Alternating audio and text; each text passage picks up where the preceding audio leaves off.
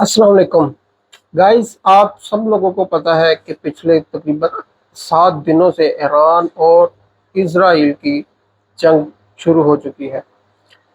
तो कल ये ईरान का जो आयतुल्लाह खमीनी है, उसने अपने इंटरव्यू में क्या कहा, और सुने कि एक मर्द मुजाहिद और एक मुसलमान को ला इलाहा का कलमा पढ़ने के बाद उसे क्या बोलना चाहिए।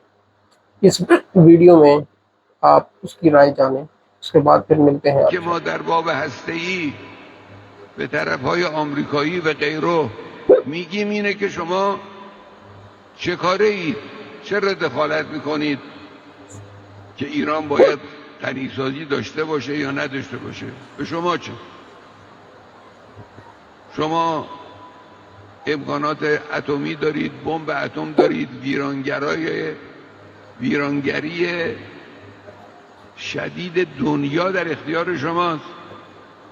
به شما چه که ملت ایران غنیسازی داشته باشه یا نداشته باشه، صنعت هسته‌ای داشته باشه یا نداشته باشه؟